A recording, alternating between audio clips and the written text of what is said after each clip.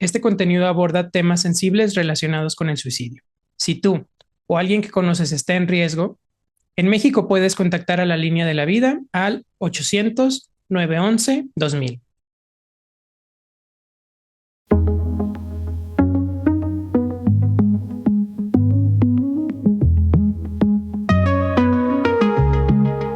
Bienvenidas y bienvenidos al Laboratorio de Psicología, un podcast de conversación sobre el laberinto de la experiencia humana, la mente, el comportamiento y sus contextos. Soy Juan Martín Flores y cada episodio dialogo con especialistas de distintas disciplinas para mirar estos temas más allá de las explicaciones fáciles. No buscamos respuestas definitivas, buscamos pensar con más cuidado y hacer mejores preguntas. Con esto en mente, continuemos. Pero es una buena recomendación. Sí lo es, de verdad. O sea, yo he hecho investigaciones de factores protectores y obviamente no pueden aplicar como receta médica, pero una de las principales factores protectores para la ideación suicida en jóvenes, en un estudio que yo hice acá en Coahuila, era el autocuidado físico. Mm. Justo, duerme bien, come bien, hidrátate, actívate, ¿no? Y de verdad, yo lo he visto.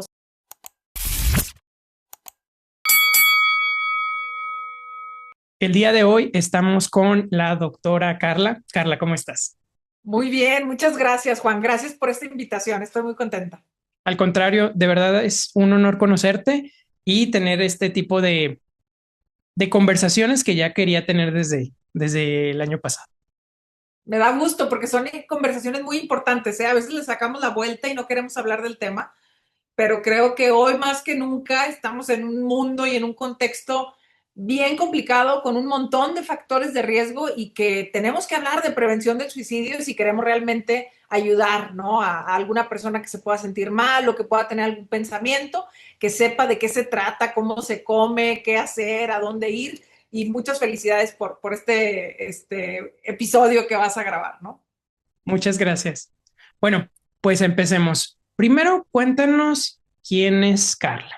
Ok, bueno, mira, yo estudié psicología, una licenciatura en la Universidad Autónoma de Coahuila, luego hice una maestría en la UNAM en psicología clínica y luego también hice un doctorado en psicología en la Universidad de Guadalajara y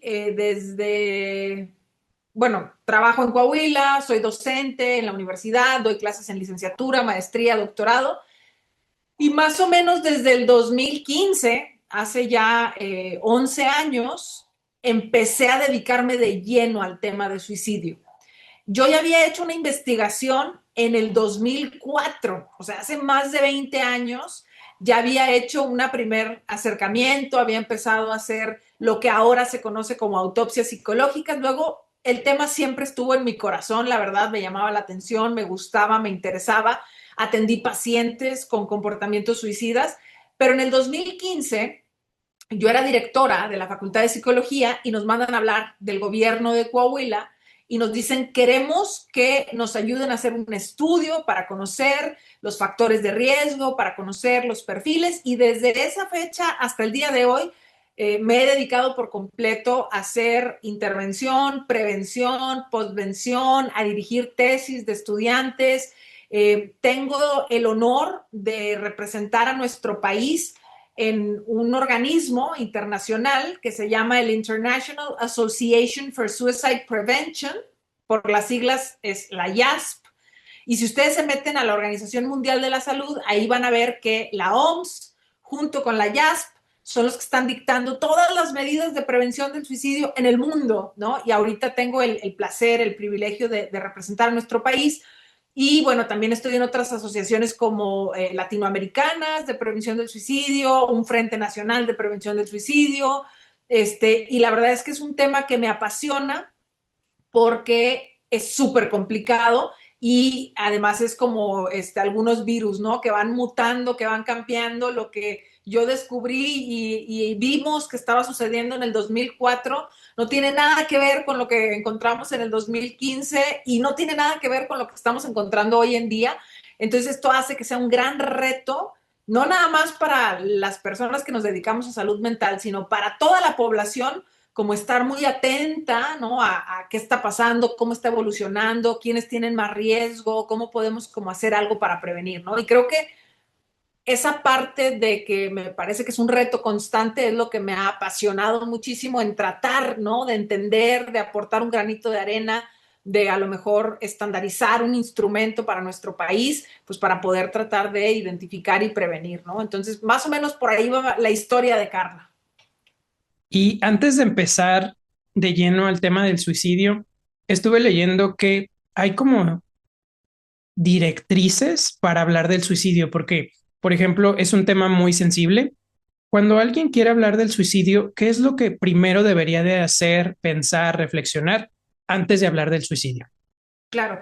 Mira, esas directrices las estableció la Organización Mundial de la Salud hace ya un montón de tiempo, porque tú eres muy joven, pero en mis épocas, voy a ser como una viejita, en mis épocas, la verdad es que veías notas en el periódico, y por eso te digo que soy viejita, porque ustedes ven las notas en internet, ¿no? Pero antes veías en la tele, escuchabas en el radio o veías en el periódico una nota que tenía que ver con un suicidio y la verdad es que era espantoso. O sea, ponían la foto de la persona, ponían el nombre completo, ponían el método que había utilizado, casi casi parecía una receta, ¿no? Porque te decían, hizo esto, se tomó tantas pastillas de este tipo, ¿no? Entonces parece que le estás dando como el know-how, ¿no? A alguien más y no respetaban la privacidad, no respetaban a la familia y eso generó muchísimos conflictos porque pues en países como el nuestro y no nada más como nosotros, ¿eh? En todo el mundo todavía hay un montón de estigma, de prejuicios, de rechazo. En algunos países incluso las familias, fíjate, nomás para que te des cuenta, se cambiaban de casa o de ciudad y se cambiaban el nombre para que no pudieran reconocer o saber que tú eras familiar de esa persona que se había quitado la vida.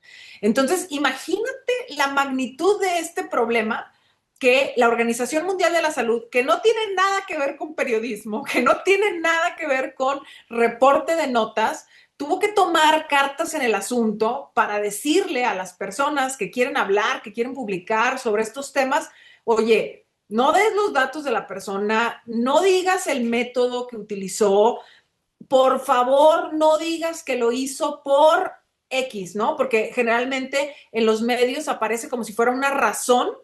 Es que tuvo un divorcio, es que perdió el trabajo, como si solamente por una cosa las personas llegan a decidir quitarse la vida y la verdad es que eso no funciona así, ¿no? Entonces, estas medidas lo que tratan de hacer es, por una parte, cuidar a la familia que queda, ¿no? A los sobrevivientes que quedan a esta muerte, pero también por otro lado hay recomendaciones como de, bueno, al final pon un teléfono, o sea, tú ahorita empezaste esta charla diciendo, oye, si te sientes mal, habla al número tal, ¿no? O a esta otra alternativa. Y entonces los periódicos, los medios, las televisiones decían la nota, hacían ver como la parte negativa, pero si alguien lo escuchaba y también se sentía mal, no sabía qué hacer, a dónde ir, con quién hablar, ¿no? Entonces, son un par, no son ni siquiera tantas, son un par de recomendaciones que desgraciadamente todavía hasta el día de hoy no hemos conseguido, por lo menos en nuestro país, que se cumplan tanto como quisiéramos o que realmente como que los medios de comunicación tomen esta postura no más cuidadosa, más ética, de no ponerlo como en primera plana, de no hacerlo la noticia más importante. Y bueno, también trato de entender a los medios de comunicación porque a lo mejor lo ponen así porque es lo que vende, pero al final de cuentas hay algunos efectos. Hay, por ejemplo, un efecto que se llama Wetheimer, donde se ha encontrado que cuando fallece un artista o cuando fallece un político o cuando fallece alguien muy conocido y lo ponen en los medios de comunicación, difunden la nota, se hace un pico y se incrementa la cantidad de personas que fallecen, ¿no? Por suicidio. No se puede demostrar que tiene que ver con la nota tal cual, pero pareciera que en algunos casos sí es así, porque, por ejemplo, hay un grupo de rock muy famoso, viejito, ¿no? Que se llama Nirvana, y que el cantante decidió quitarse la vida y posterior a eso, te digo, hubo muchas personas que dejaron notas póstumas o que hicieron algún comentario o que eran muy fanáticas y que, bueno, no buscaron ayuda y optaron por quitarse la vida. Entonces, todo eso lo tratamos de prevenir con estas normas que tú estás comentando y que estás señalando, ¿no? De hecho, justo estaba pensando sobre una nota de un hombre en Estados Unidos que se quitó la vida después de hablar por mucho tiempo con una inteligencia artificial. Sí lo leí. Ajá. Entonces me llamó la atención de que, ok, sigue estando en los periódicos más importantes del mundo, pero no dice, no va, aunque sí atrae los clics, pero no va un poquito más allá, no dice métodos, no dice, pero sí lo reduce a una sola cosa. Entonces, creo que se ha hecho el avance en cuanto a ciertos datos, cierta información que es importante y sensible para darse a conocer, pero creo que siento que también todavía nos hace falta un poquito más. Sí, totalmente de acuerdo contigo. Yo leí esa nota, leí también la de un menor que utilizó una inteligencia artificial para pedirle ayuda, ¿no? Para poder cometer un suicidio, para llevar a cabo un suicidio.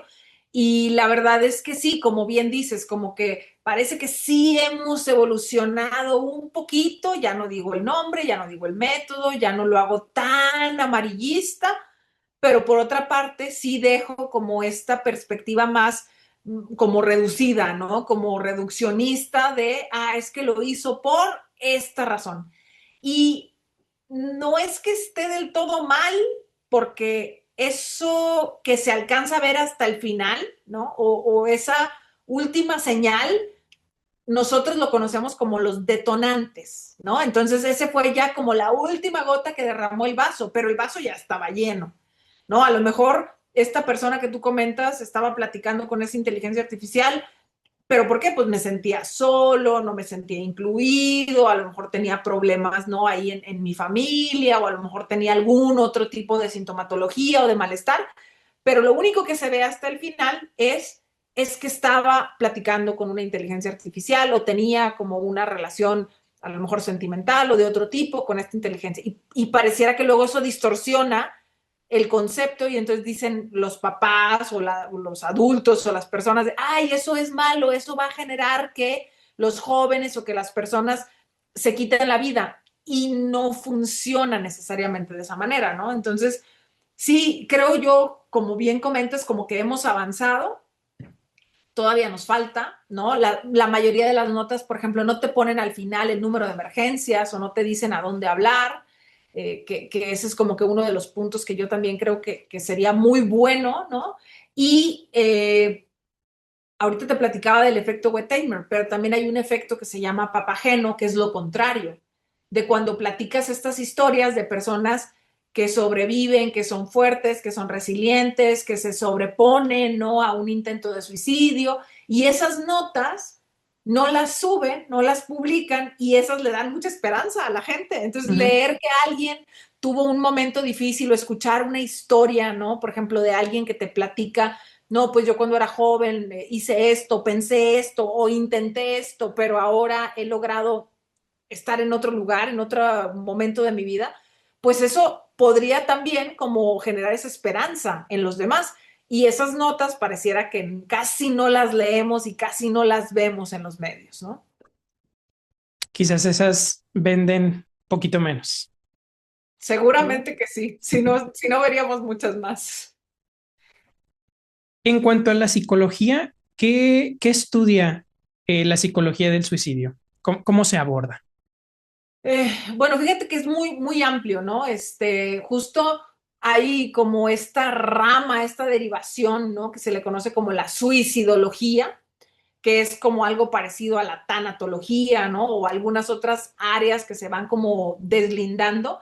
Y justamente la suicidología en lo que se enfoca es en tratar de estudiar, de entender estos comportamientos, estas ideas, estos factores que están asociados a los comportamientos suicidas y que también, por ejemplo, hace estudios que tienen que ver con identificación, con atención, con prevención y con algo que en suicidología se le llama la postvención. Y en este sentido es, por ejemplo, trabajar, hay diferentes posturas teóricas, ¿no? No los vamos a aburrir a tu público con eso, pero algunos dicen, es que los sobrevivientes de suicidio son familiares, amigos, seres cercanos de alguien que se logró quitar la vida. Y hay otros que dicen, no, es que el sobreviviente de suicidio es el que lo intenta y no lo consigue, ¿no? Y los supervivientes son la familia. No importa cómo le digas. El punto importante aquí es que tenemos que trabajar con quienes sobreviven a una muerte por suicidio, porque queda mucho malestar, queda mucho dolor, queda una afectación diferente, un duelo mucho más complicado, ¿no? Y entonces todo esto estudia, investiga, propone estrategias de intervención desde la suicidología o de la psicología del suicidio. Y luego agrégale muchas cosas, ¿no? Que si por edades y que si por diferentes contextos culturales, entonces se va haciendo como cada vez más amplio y más complejo. ¿Y hay una diferencia o cuál sería la diferencia entre ideación suicida, intento y suicidio consumado? O sea, creo Sí. que sí me queda un poquito más claro, pero igual volverlo a hacer la pregunta no está de más. A remarcar, no, qué bueno que haces la pregunta, porque mira, para empezar aquí tendríamos que decir que en el mundo hay como clasificaciones de los comportamientos suicidas, ¿no? Entonces, cuando hablamos de comportamientos suicidas, estamos hablando de muchas cosas, no nada más de alguien que se quitó la vida. Y bien comentas, ¿no? Y dices, hay ideación, hay intento, hay muerte por suicidio. Si nosotros nos vamos a las clasificaciones mexicanas, por ejemplo, sí existe esto que ahorita mencionábamos, el suicidio consumado. Si nos vamos a clasificaciones internacionales, nos dicen, ya no digas así, porque hablar de suicidio consumado es como si estuviéramos hablando de un delito, porque en algunos países, en algún momento de la historia, el suicidio era un delito, ¿no? Entonces ahora mejor digamos muerte por suicidio para desestigmatizarlo. Pero bueno, regresemos a la clasificación. Hay una clasificación internacional muy reconocida que nos dice que desde que la persona ya está pensando en la muerte, no en quitarse la vida, que todo el tiempo estoy pensando en la muerte, la muerte, la muerte, podría yo estar gestando estos primeros etapas o fases de los comportamientos suicidas, ¿no? Y luego ya viene la ideación suicida, que es pensar en quitarme la vida. Y la ideación suicida puede ser pasiva o activa, ¿no? Pienso nada más en, por ejemplo, yo sería capaz de quitarme la vida, a lo mejor bajo qué circunstancias me quitaría la vida. Y otra cosa es pensar dónde, cuándo, con qué, el método, si dejaría una carta, o sea, ya tener como que el plan así más detallado. Y me tocó el caso, por ejemplo, de un joven que cuando platiqué con él, me dijo, ya tengo el día, ya tengo el lugar, ya tengo el método, ya. Entonces esa es una ideación suicida, digamos, activa, o hay una planificación mayor. Pero todo eso que acabamos de hablar ahorita, ideas, ideación, todo está en los pensamientos, todo está en un nivel cognitivo. Y luego hay como que un salto de lo cognitivo y luego siguen ya lo que son conductas.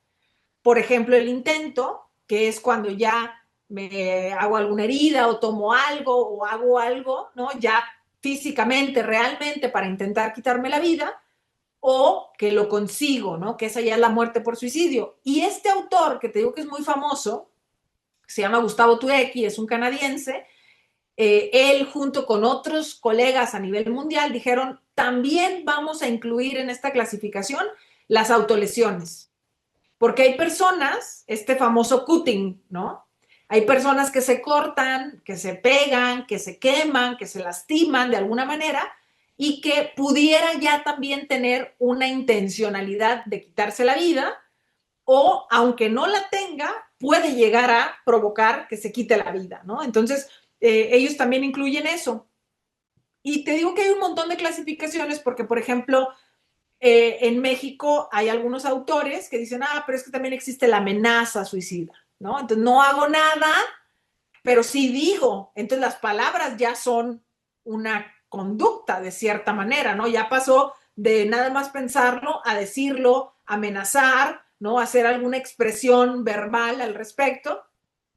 Y te digo, hay diferentes formas de clasificarlo, pero esta es como la más general. Ahora, algo súper importante que tienes que saber y que tienen que saber quienes nos escuchen, esto que acabamos de decir, aunque pareciera como que va evolucionando, ¿no? Como de un nivel a otro, en la realidad no necesariamente pasa así.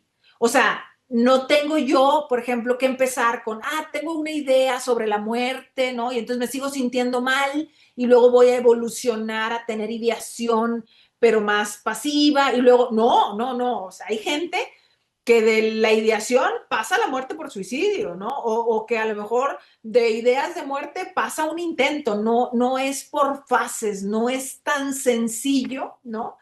Porque incluso hay algunos autores que dicen que el riesgo de suicidio puede a veces pasar desapercibido, no nada más para otras personas, sino para la propia persona que lo tiene. A veces no tiene ese nivel de autoconciencia, no tiene ese nivel como de identificar su malestar, su dolor emocional, y entonces por eso llegamos a tener estos casos. Esa es una explicación. Y otra explicación también tiene que ver con que hay como suicidios planeados, premeditados. Hay incluso psiquiatras que han hecho como patrones y dicen, pues es que ustedes son suicidios con estas características, ¿no? De evolución, y hay otros que son impulsivos.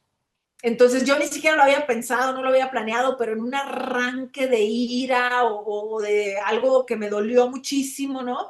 Me desborda y voy y hago un suicidio de manera impulsiva, y por eso no pasé por todas estas etapas. Y ahí podemos ver algunos casos, por ejemplo, de sobre todo personas más jóvenes, de adolescentes, ¿no? Hay un caso muy lamentable que fue grabado porque había cámaras en el lugar donde sucedió, y se ve como que la mamá como que hace algo, lo regaña, le quita el celular y el joven pues se quita la vida, ¿no? Entonces, no podríamos como dejar esta idea de que, es que va creciendo poco a poco y a lo largo del tiempo. Sí, los factores de riesgo, no necesariamente esta clasificación de los comportamientos suicidas, ¿no? Una de las cosas que he aprendido y que a veces me genera un poco de, no enojo, pero sí confusión, es, tenemos, tenemos mucha información, pero esa información viene de otros países, principalmente Europa o Estados Unidos. Entonces, cuando quiero buscar más en nuestro contexto, que es Latinoamérica y específicamente en México, a veces sí hay información, pero a veces los estudios quedan como muy guardados de como si fuera un nicho de solo las universidades. En cuanto a este tipo de fenómenos y este tipo de estudios en la población mexicana, ¿qué nos puedes decir? Pues mira, la mayoría de los datos o los datos que tenemos más o menos constantes, pues es básicamente lo que nos dice el INEGI, ¿no? El 10 de septiembre es el Día Mundial de la Prevención del Suicidio, y entonces casi siempre 1 o 2 días antes del 10 de septiembre el INEGI saca un boletín con las estadísticas por tema de prevención del suicidio, ¿no? Y entonces nos va diciendo cómo se está comportando el fenómeno en nuestro país. Y pues, ¿qué es lo que sabemos? Sabemos, por ejemplo, que estamos por abajo de la media mundial, ¿no? De tasa de suicidio, pero también sabemos que nuestro país es de esos países que cada año va subiendo un poquito, muy despacito, muy lentamente, pero la tasa de muerte por suicidio va incrementándose, va incrementándose, va incrementándose, y que 2 veces, ¿no? En los últimos 20 años hemos logrado ver que bajó 0,1 y en el siguiente año vuelve a subir y sigue subiendo, subiendo, subiendo, y luego en la pandemia bajó así naditita y luego volvió a subir, a subir, a subir, a subir. Entonces, eso nos habla de que probablemente en México no estamos teniendo las acciones necesarias, ¿no? Eso por una parte. Por otra parte, también hay algunos estados, por ejemplo, que tristemente o desafortunadamente les llaman como que están en el top, ¿no?, de muertes por suicidio, y son estados como bien diferentes, ¿no? En el último año, más o menos se conglomeraron ahí como en el norte del país, Chihuahua, Coahuila, Durango, fueron los como que tuvieron tasas de entre las más altas, pero luego también del otro lado, ¿no? En la península, en Yucatán, en Quintana Roo, también, y luego en medio, Aguascalientes y San Luis Potosí. Y sobre todo Chihuahua, Aguascalientes, Yucatán, ¿no? También donde yo vivo, Coahuila, casi siempre he estado en estos lugares como más altos. Y cuando tratamos de entender las características, la cultura, las variables biológicas, sociales, contextuales, vemos que son muy distintas, ¿no? O sea, no hemos logrado tener, creo yo, es mi humilde opinión, que no hemos logrado tener un estudio nacional robusto, ¿no? Para poder tratar de comparar y de contrastar, como que cada quien en México hacemos nuestros esfuercitos, ¿no? Así yo por acá hago un esfuercito y alguien más por allá, y como bien dices tú, como mucho desde las universidades. Entonces, pues hay ahí una investigación, hay la aplicación de algunos instrumentos. Hemos tratado de poner granitos de arena en la construcción de protocolos de intervención, porque vamos súper lentos, ¿no? O sea, siempre adoptamos lo que viene de Estados Unidos, de Europa, de otros países, como bien comentas, y entonces, es que ya funciona la técnica QPR, impórtala. Es que allá funciona un plan de seguridad, que sí funciona en México también, pero que tenemos que hacerle cambios culturales y que tenemos que contextualizarlo, ¿no?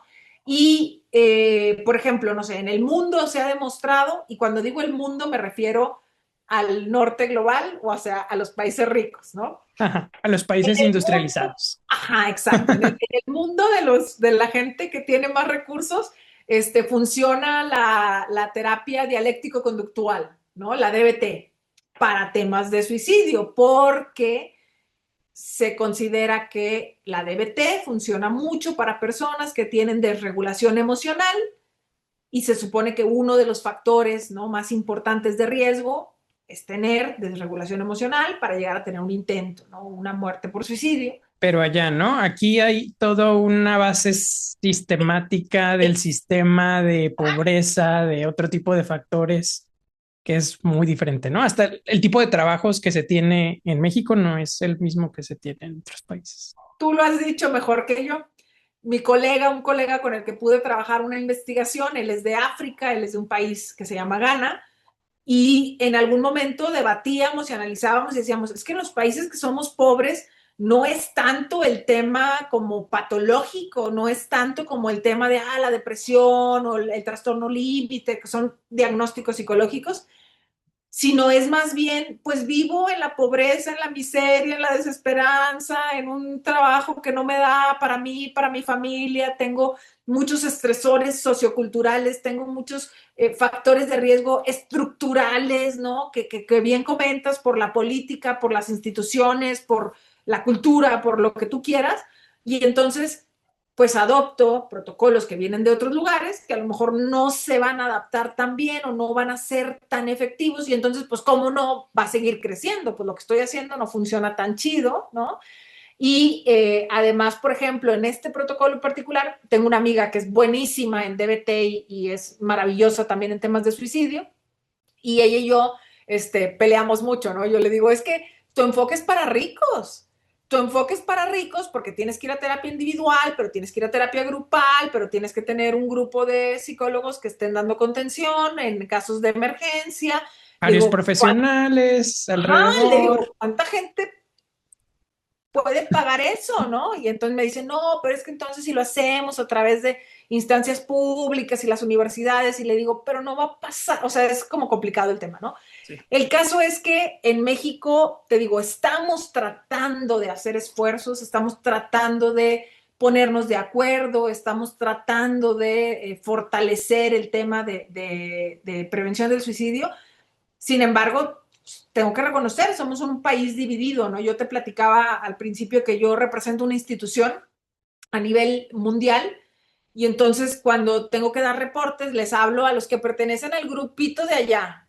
Oye, ¿cómo van? ¿Qué onda? ¿Qué onda? Y luego a los del otro grupito de acá, que no se hablan entre ellos y ya se pelearon y yo tengo mi colegio y tú tienes tu asociación y yo tengo mi instituto y cada quien por su lado, porque ya ha habido problemas o alguna situación, ¿no? Que no permite que trabajemos. Yo creo que nos falta trabajar de manera coordinada, nos falta trabajar de manera a largo plazo, ¿no? Porque nuestras estrategias a veces se acaban con un partido político, con una administración y eso tampoco no ayuda. Hubo, por ejemplo, ahora que se hizo un plan nacional con la administración que tenemos ahorita actualmente, y había propuestas de verdad maravillosas en el tema de prevención del suicidio y súper sencillas. Por ejemplo, que el número de la vida no sea tan largo. Esa era la propuesta. Hagan Y un número de estoy 3 muy de dígitos. acuerdo. O sea, No lo o sea, no está tan difícil, pero sí me costó un ratito No está aprenderlo. tan Y difícil, más, pero porque tú y yo lo consultamos, lo estudiamos, lo vimos 2, 3 veces. Pero ¿tú crees que en una crisis, yo histérica, queriéndome dañar a mí misma, me voy a acordar 800, 911, 2000? No, en Estados Unidos, en Canadá, es 988. Se acabó. Y no creo que sea tan complicado cambiarlo, ¿no? O sea, te digo, hay cosas chiquitas, hay estrategias que se están tratando de probar, que se están tratando de hacer. Por ejemplo, justo en África, las estrategias de prevención del suicidio ya están surgiendo desde la psicología comunitaria. ¿Cómo le hacemos para que la comunidad se entrene en temas de prevención del suicidio? ¿Cómo le hacemos para que ellos tengan herramientas para dar esa primera contención? ¿Cómo le hacemos para que conozcan los mecanismos de derivación de personas en crisis o de personas que requieren una atención ya más profesional o más especializada? ¿Cómo le hacemos para que ese sistema funcione? Porque en México a mí me tocó una persona que me dijo, Carla, yo fui a tal institución pública a pedir ayuda y me dieron cita para dentro de 3 meses. Entonces, me siento de la fregada, ¿no? Me quiero morir y me dices que me aguante 3 meses más, pues, ay, eso es complicado, ¿no? Y luego aparte, en África están diciendo, ya hicimos todo esto y luego tenemos que regresar con esas personas que ya capacitamos para darle seguimiento. No nada más te capacito y ahí te dejo morir tú solo, ¿no? O sea, regreso, te pregunto cómo estás, te ha funcionado, qué te ha faltado, cómo le hacemos, cómo lo mejoramos, ¿no? Pero somos países donde no tenemos suficientes personal psicológico, psiquiátrico, no tenemos además puedo tener psicólogos, pero no todos están capacitados para atender el tema porque no es lo mismo, no todo el mundo puede atender comportamientos suicidas. He visto, desgraciadamente, colegas que dan una información equivocada, que hacen un juicio, ¿no? Que dan algún tipo de intervención y lo hacen de manera equivocada y eso puede ser más riesgoso para la persona. Y entonces creo que en México nos falta mucho camino por recorrer y creo que la batuta la va a tener que tomar sí o sí a lo mejor el gobierno, ¿no? Ya lo intentaron hacer, ya tenemos una estrategia nacional de prevención del suicidio, pero fue elaborada por 3 personas. Y sí. México es un país muy grande, muy diverso. En Estados Unidos, por ejemplo, su Estrategia Nacional de Prevención del Suicidio fue elaborada por más de 2,000 especialistas de todo el país que recabaron información y sugerencias y integraron y los regresaron el plan y les dijeron revísalo, regrésalo, coméntalo y entre muchas personas, entre muchas organizaciones lo terminaron creando. Acá en México no, por más que sean maravillosas, porque yo conozco a esas personas, son maravillosas, no pueden tener todo el panorama 3 personas en un país tan grande, tan diverso, tan complejo, tan heterogéneo como lo es México, ¿no? O quizás estoy suponiendo, o sea, los psicólogos sí hacen su mayor esfuerzo en cuanto a, mm, lo hacen de buena fe, pues, el querer ayudar, pero hay ocasiones en las que es importante tener el conocimiento o también saber decir, esto yo no lo abordo, esto sí, y voy a, voy a delegarlo un poquito o te voy a sugerir dónde podría estar la ayuda que necesites. Claro, totalmente. Y a lo mejor sí tener como el conocimiento básico, ¿no? O sea, como psicólogo, como psicóloga, tú dices, sí sé hacer a lo mejor un plan de seguridad. Aunque en las licenciaturas de nuestro país no nos lo enseñan. Y estoy hablando de todas, públicas y privadas. Y no tenemos una materia de suicidología y no nos enseñan muchas cosas, ¿no? Que a lo mejor luego ya se haga una especialidad o una maestría o algo, ¿no? Un diplomado. Pero sí tendría yo que tener como el conocimiento básico, primero auxilios psicológicos, intervención en crisis, planes de seguridad, como que tener ahí mi kit que puedo ocupar, ¿no? Para los momentos complicados con personas que estén en un malestar muy extremo, pero luego ya como la intervención a más largo plazo, ahí a lo mejor tengo que derivar o a lo mejor tengo que supervisar el caso con alguien que me ayude a poderlo llevar de una mejor manera, porque te digo, no lo hacen de mala fe, es que a veces pues simplemente no tengo este conocimiento y a lo mejor puedo, te digo, utilizar algo que ya no funciona o que hay algo mejor que podría funcionar mejor, ¿no? Y que eso, pues cuando estamos hablando de personas con comportamientos suicidas, es muy riesgoso, ¿no? Porque está en juego la vida de una persona. Entonces, yo la verdad sí me gustaría, sé que no es el tema, pero cuando vayan a buscar ayuda, si alguien nos está escuchando, pregúntale a la persona, al terapeuta, o con quien vayas a recibir la ayuda, dile, oye, ¿qué estudiaste? ¿Dónde te capacitaste? O sea, la verdad ni nos vamos a ofender, pídenos el currículum, la cédula profesional, está bien, está muy chido que hagan eso, porque a mí, por ejemplo, si alguien me dice, oye, ¿atiendes adicciones? No, yo no sé atender adicciones, no me he formado, no he estudiado en ese tema, y si yo trato de ayudarte, a lo mejor no te va a servir, ¿no? Y eso pues va a hacer que pierdas tiempo, dinero y a lo mejor luego pienses que no funciona porque la que no funcionó fui yo, ¿no? Entonces, es un tema complicado. En cuanto a la investigación de los géneros, ¿hay alguna diferencia en cuanto al abordaje de este estudio? Fíjate que sí, o sea, en el mundo se suicidan más hombres que mujeres, en el mundo. Y las proporciones, y México no es la excepción, las proporciones más o menos van entre 3 de cada 5 son hombres o 4 de cada 5 son hombres, ¿no? Ahí más o menos juega un poquito la proporción. Claro que hay países donde esto es mucho más grande y otros donde es menos marcada esta diferencia. En México, de cada 5 suicidios, 4 son varones.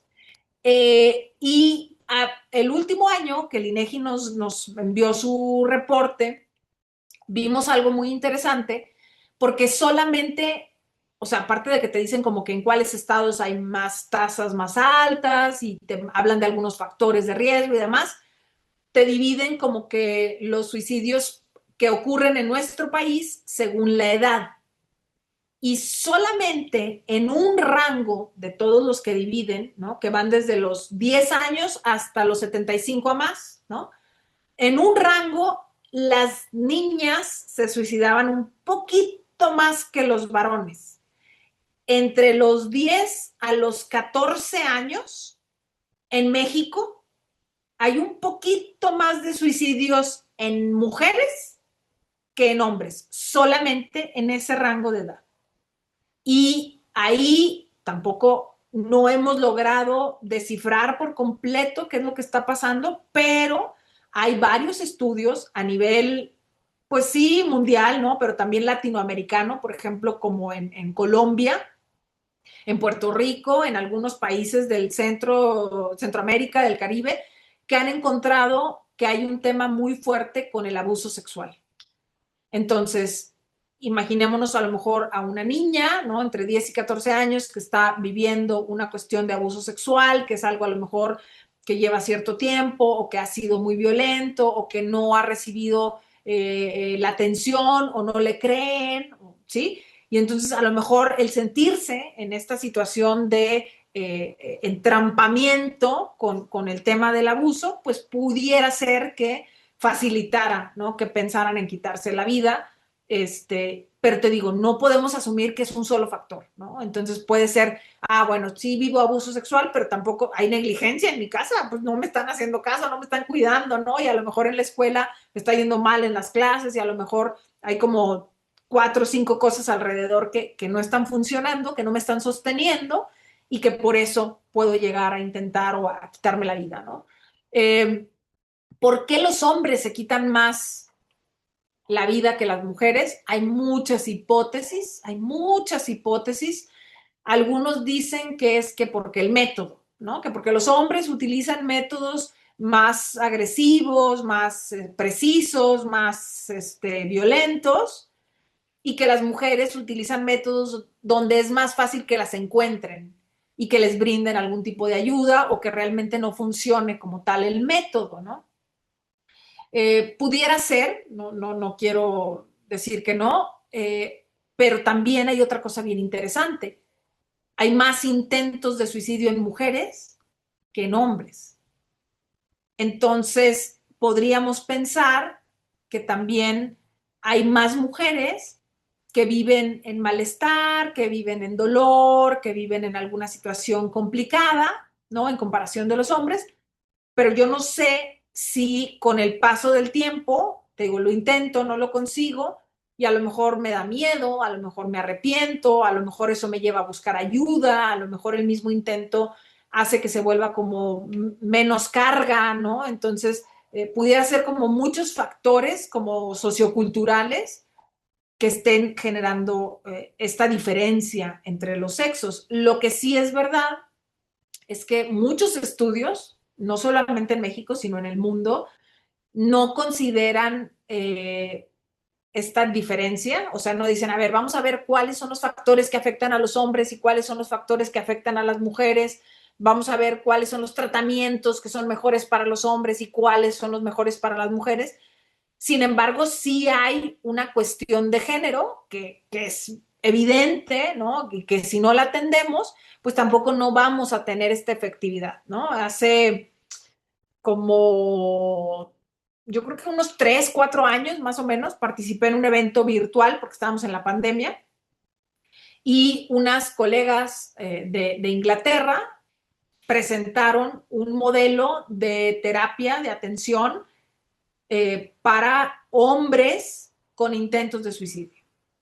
Y entonces ellas, por ejemplo, en Inglaterra decían, mira, en este lugar se les da la atención y nos pusieron una foto como de una calle, imagínate como una colonia de Infonavit de las de México, donde todas las casas son iguales, pero en Inglaterra, ¿no?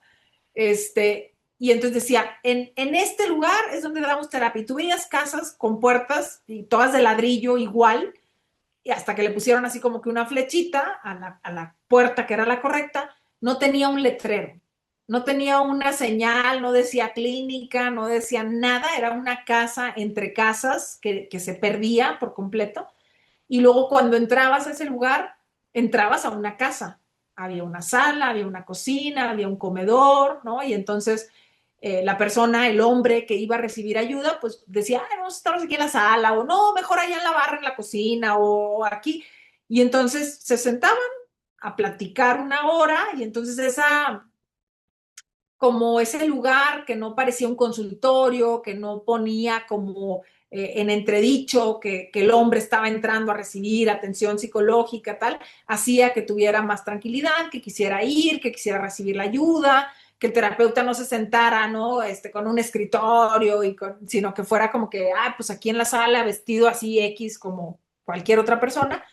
Entonces, imagínate si eso pasaba en Inglaterra hace 3, 4 años, pues todavía en nuestro país hay muchos sesgos, los hombres a veces no hablan de sus emociones, no buscan ayuda, tienen algunas creencias, ¿no? De que, yo tengo que resolver mis problemas yo solo.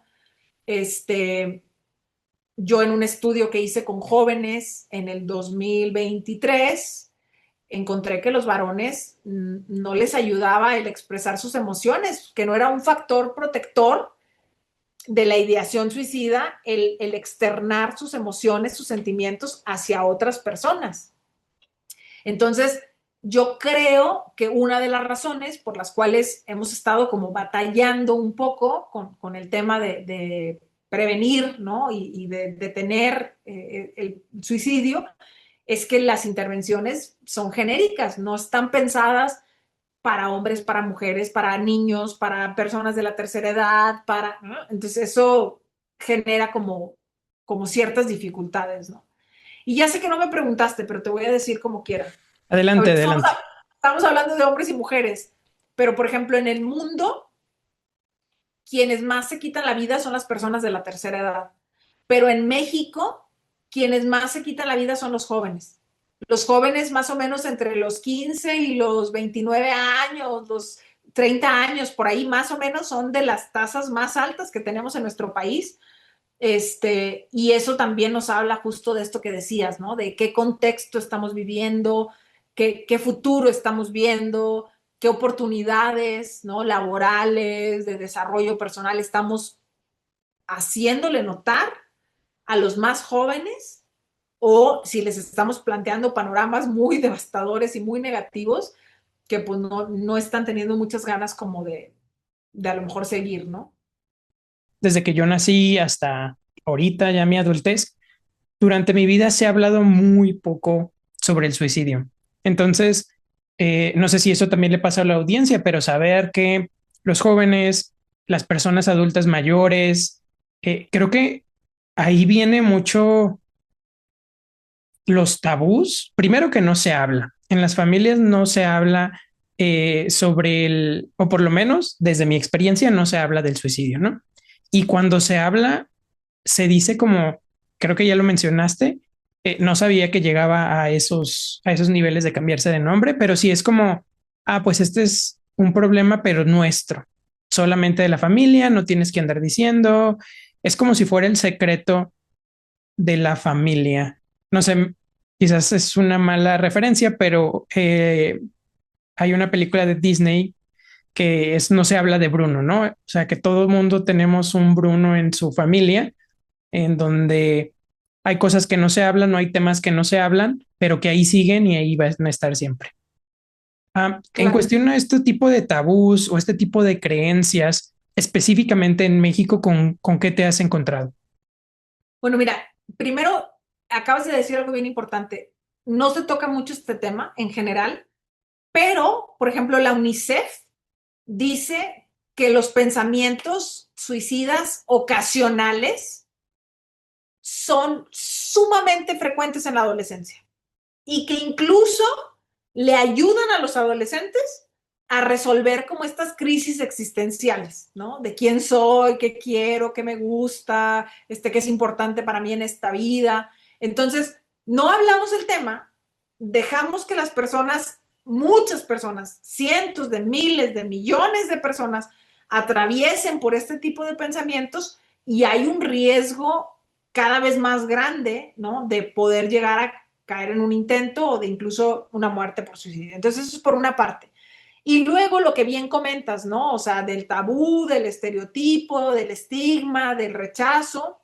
Me ha tocado, por ejemplo, familias donde, como bien comentas, o sea, dos o tres personas sabemos que tu primo o que tu tío o que tu hermano o tu papá murió de suicidio, pero no queremos que nadie más se entere porque creemos que se contagia. Creemos que si las personas, bueno, algunos piensan que se contagia, ¿no? Como de que si saben, entonces ellos lo van a poder hacer. Y desgraciadamente es que sí es un factor de riesgo. Tener una persona cercana que muere por suicidio incrementa nuestras probabilidades de poder llegar a intentarlo, pero yo creo que se incrementa más la probabilidad si no se habla, si no se elabora, si no se discute, si no se llega a compartir, ¿no? Este dolor con a lo mejor la familia o a lo mejor con alguna persona especialista, etcétera. Y por otra parte, a lo mejor no es tanto como de que lo va a repetir, pero también es como no generar ese, como ese dolor tan fuerte de saber que alguien cercano a ti se quitó la vida. Porque no es lo mismo pensar, ah, mi papá se murió de un infarto, fue algo natural, fue algo biológico, todos nos vamos a morir, a decir, oye, ¿por qué mi papá se quitó la vida? O sea, no me quería lo suficiente o no era yo lo suficientemente importante. Entonces, genera muchas dudas, genera muchas preguntas, genera dolor, genera culpa, genera, ¿por qué no me di cuenta? ¿Por qué no dije nada? ¿Por qué no hice? ¿No? Y entonces, eso creo que son algunas de las cosas que socialmente hacen que las personas no quieran hablar del tema. A mí me tocó hacer una autopsia psicológica a una mamá que sus dos hijos se habían Antes suicidado. de que Ay, nos perdóname, dale. digas sobre la autopsia psicológica, ¿qué es una autopsia psicológica? Ay, gracias. Perdóname, Juan, me No, no, no, emociona no, esta no. vida. Haz de cuenta que desde como las áreas más de psicología forense eh, en Estados Unidos, lástima, pues ni modo, allá lo inventaron, haz de cuenta que los psicólogos que trabajaban como con la policía y en estas áreas decían que había algunas muertes que parecían que eran suicidio, pero había cosas raras, como que no embonaba, como que no quedaba del todo, ¿no?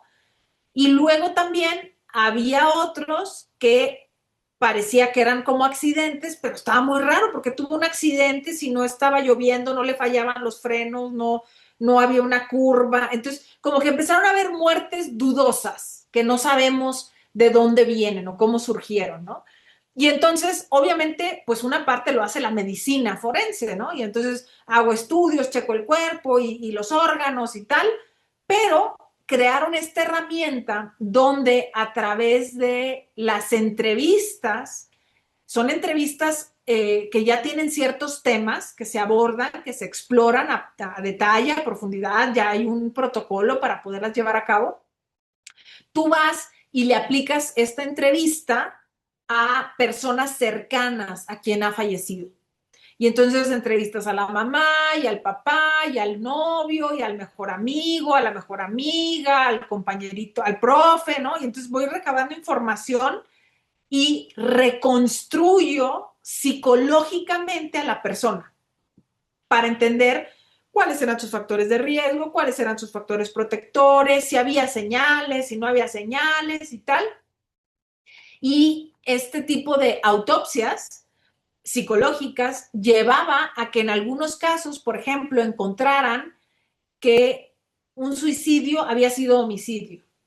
Alguien había ahorcado a otra persona, ¿no? O había obligado a otra persona a que se quitara la vida y que en realidad no había sido un suicidio. Y también en el caso contrario, ¿no? De que, oye, es que no fue un accidente, no se les, a lo mejor falló ahí algún sistema de gas o algo, no, es que realmente la persona intentó quitarse la vida. Así se empezó a desarrollar las autopsias. Y ahorita ya han ido evolucionando y ya se utilizan también para intervenciones clínicas y para investigación y para muchas otras cosas, ¿no? Y entonces, en ese caso que te iba a platicar, pues justamente fuimos a hacerle esa entrevista a esa madre de familia porque nosotros lo que nos pedía en ese momento el gobierno, que era quien estaba como pidiendo la investigación, era, quiero que me ayuden a entender por qué las personas se quitan la vida. Y la verdad es que no hay una respuesta, pero sí puede haber algunos patrones, sí puede haber algunas cosas más frecuentes, más comunes, o puede haber coincidencia entre varios casos y eso no lo permite las autopsias psicológicas.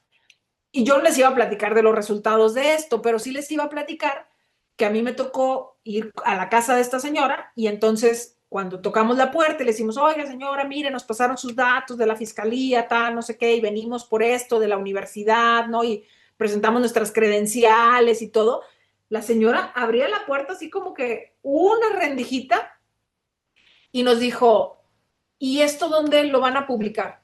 ¿Quién va a saber mi nombre? ¿Quién va a saber dónde vivo? ¿Qué va a pasar con este? Y dije, no, señora, todo va a ser siempre tratado con confidencialidad, ¿no? Nunca va a salir su nombre, nunca se van a dar datos como que la puedan como identificar, ¿no? A través de lo que se llegue a decir o a publicar.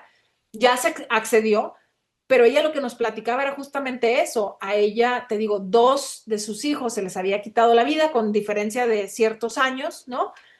pero en la colonia no la bajaban de mala madre, de no se dio cuenta, cómo puede ser posible, tú claro que si estás con ellos y te importan, ¿no? Hay señales, cuando es muy fácil juzgar, cuando es muy fácil criticar a las personas desde tu lugar, desde tu, a lo mejor, privilegio de no tener a nadie que haya fallecido por suicidio, pero cuando ya sucede, la verdad es que no está tan fácil y no todos se identifican y no todos son factibles, ¿no? De poder llegar a hacer algo para poder evitar esa muerte.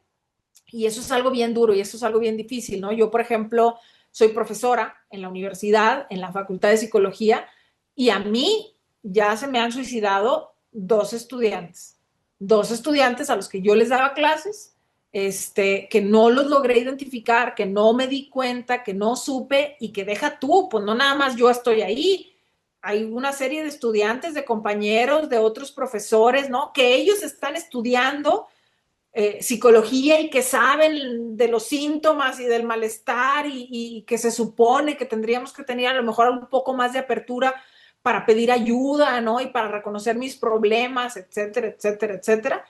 Y, y no pudimos, ¿no? Identificar y ayudarle a estos dos jóvenes que tomaron esta decisión. Entonces, sí hay muchos estigmas todavía, sí hay muchos tabús, sí hay muchas ideas equivocadas. Todavía me ha tocado, por ejemplo, ver personas que dicen, no, es que si lo anda diciendo no lo va a hacer.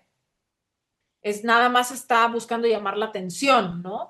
Y pues no es cierto, ¿no? Quien dice que se quiere quitar la vida, hay que prestarle atención, hay que darle el apoyo, hay que darle la canalización, no hay que tomarlo como una broma o como una amenaza. Hay personas que piensan, como te digo, ¿no? Que si hablamos del tema, entonces lo vas a promover. No necesariamente, sino al contrario, el poder ver que es algo que se puede hablar, que se puede expresar, puede darle a alguien esa seguridad para ir a pedir ayuda, para acercarse y decir, yo me siento mal, yo lo he pensado, yo lo he intentado y quiero salir, ¿no? De esta situación en la que me encuentro actualmente. Entonces, todavía estamos luchando contra muchos prejuicios y contra muchas cosas que en lugar de ayudar, hacen que el tema se vuelva más complicado de atender. Mencionabas factores de riesgo y patrones de conducta. ¿Cuáles son estos factores de riesgo? Si quieres, primero empezamos por los psicológicos, ¿Ok? luego, si quieres, los biólogos, como tú los quieras organizar. De hecho, bien comentas, ¿no? Que no es como que haya solo unos cuantos, ¿no?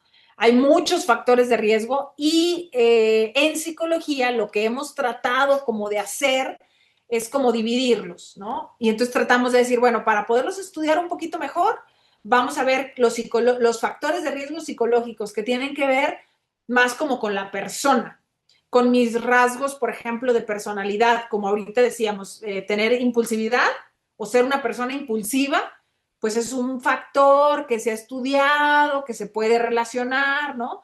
O a lo mejor estas enfermedades o trastornos psicológicos, que si tengo depresión, que si tengo ansiedad, que si tengo algún trastorno, que si tengo adicciones, eso se consideran como dentro de estos factores psicológicos individuales. Bueno, eso me lo voy a guardar para el final. Ahorita te voy a dar ahí una mala noticia. Luego tenemos como estos, hay algunos autores que también dicen, no, bueno, pero hay factores biológicos. Y hasta el día de hoy siguen tratando de encontrar si hay algún tipo de configuración genética, ¿no? Que pudiera darnos una idea de alguien que tiene más predisposición que otra persona. Obviamente, estos factores genéticos pues van asociados también, ¿no? A genéticamente cómo se manifiesta en un cerebro, la depresión, la ansiedad, ¿no? La impulsividad, eso va como conectado. Y hay quien dice, porque han hecho estudios como de familias, ¿no? Entonces, en esta familia se suicidaron 3 en esta generación y 2 en esta y 4 en esta, y entonces creen que como que hay algo que se hereda o en parte se puede estar heredando algo. Y además los estudios de genes hoy en día lo que han hecho es que han abordado algo que se llama epigenética. Cuando yo era joven y estudiaba, a mí me dijeron, tú naces con cierta cantidad de neuronas y a lo largo de tu vida se mueren y ya no se recuperan. Hoy sabemos que no. Y antes pensábamos que tú naces con un código genético y con ese que naciste te vas a morir. Hoy sabemos que no. Hoy sabemos que yo nazco con ciertos genes, pero que por cuestiones de alimentación, de contaminación, de adversidades en la infancia, de trauma, de adicciones, todas estas cosas van haciendo que mis genes vayan cambiando a lo largo de mi vida y que estas modificaciones lo que pueden llevar a una persona es a que sea más vulnerable al estrés. Y entonces si yo genéticamente soy más vulnerable al estrés, puede ser que tenga más riesgo de cometer un suicidio. Y lo han tratado de identificar, por ejemplo, en estudios de marcadores biológicos, de sangre. Dicen, es que si la persona tiene más cortisol, porque el cortisol se asocia al estrés, ¿no? Y entonces como que han tratado de buscar, no han logrado encontrar nada así preciso y certero todavía, la verdad. Y luego también tenemos como que estos factores más sociales, culturales, contextuales, donde, por ejemplo, si yo paso por una recesión económica, ¿no? Imagínate a lo mejor que yo soy el sostén de mi familia y que de repente pierdo el trabajo y tengo deudas y tengo algunas dificultades, ¿no? Y empiezo a tener ahí problemáticas diversas, pero no tiene que ver ni con mis genes, ni con mi personalidad, no, es algo social, es algo externo, ¿no? O a lo mejor incluso, por ejemplo, no sé, hay otros factores como que son de las relaciones interpersonales, ¿no? Rupturas sentimentales, muertes, estos como duelos no resueltos, ¿no? Entonces, hay un montón de factores, pero yo lo que he encontrado es que creo que para investigar los dividimos, pero en la realidad siempre van unidos. O sea, si yo tengo genética que me hace más vulnerable, pero el estrés tiene que venir de afuera o de adentro o de algún lado, ¿no? Pero el estrés tiene que existir en mi contexto y a lo mejor tú dices, bueno, pues es que ella tiene depresión, pero esa depresión hace que no pueda conseguir un trabajo y si no puedo conseguir un trabajo, a lo mejor... Entonces, yo no he visto nunca un factor de riesgo desligado, ¿sí? A lo mejor habrá algún caso, ¿no? De una persona que diga, no sé, yo ya tengo 85 años y estoy enfermo y estoy generando ahí como una carga para mi familia. Y a lo mejor no tiene factores de riesgo, a lo mejor habrá alguno en el mundo, pero en realidad suele ser una serie de factores que se conectan, que se mezclan, que se potencializan entre ellos. Y aparte, lo triste de todo esto que te voy a platicar es que no hay un factor de riesgo, ni un conjunto de factores de riesgo que nos puedan predecir que una persona va a tener comportamientos suicidas. O sea, hay personas que tú los puedes ver, ¿no? En la calle, pidiendo dinero, en pobreza extrema, a lo mejor les falta un miembro, ¿no? Son migrantes, tuvieron una amputación de alguna parte de su cuerpo y siguen aferrados a la vida y siguen echándole ganas y luchando y tú dices, tiene un montón de factores de riesgo y no necesariamente va a terminar en un comportamiento suicida. Y luego ves a otras personas, porque así como existen factores de riesgo, también existen factores de protección. Y entonces tú ves a personas que tienen hijos, que están casadas, que tienen trabajo, que tienen ingresos económicos, que aparentemente no hay un síntoma o alguna sintomatología de alguna patología y que terminan quitándose la vida. Y entonces eso es lo más complicado de trabajar con este tipo de comportamientos porque, te digo, a la fecha no hemos encontrado un patrón, ni siquiera que lo digas, bueno, no, en México no lo hemos encontrado, pero en el mundo ya lo encontraron. En otro país donde sí tienen mucho dinero para investigar y tienen todas las condiciones, ellos tampoco, no hay forma de predecir a partir de la presencia o de la ausencia de ciertos factores que una persona va a terminar quitándose la vida. Lo seguimos tratando de encontrar, sí seguimos tratando de, por ejemplo, ver que si la resiliencia, que si el crecimiento postraumático, que si ahora nuevos conceptos que han surgido como la antifragilidad, ¿no? Son cosas que tienen que ver con que las personas tienen cierta fuerza psicológica, en general, las tres, ¿no? Es como si después del trauma soy capaz de fortalecerme, ¿no? De crecer. Igual lo antifrágil es eso, ante las adversidades, en lugar de que esas me hacen menos fuerte, me vuelven más fuerte, una ruptura, una pérdida, un problema, ¿no? Y la resiliencia, ¿no? Resistir a las dificultades de la vida. Todavía seguimos tratando de encontrar si sí, si no, qué tanto, pero te digo, al día de hoy no hay nada certero, no hay nada preciso. Yo creo que nos haría muy fácil el que alguien encuentre un gen y nos diga, hagan este estudio, identifiquen, ellos están en riesgo, trabajen con ellos. Estaría brutal, estaría maravilloso, pero no ha Pero, pasado. ajá. Y pues, de acuerdo a la experiencia que llevamos de estos años, tampoco nada es tan determinista, ¿no? Nada es tan fácil en si es comportamiento humano, si es de los seres humanos, nada es solo una razón.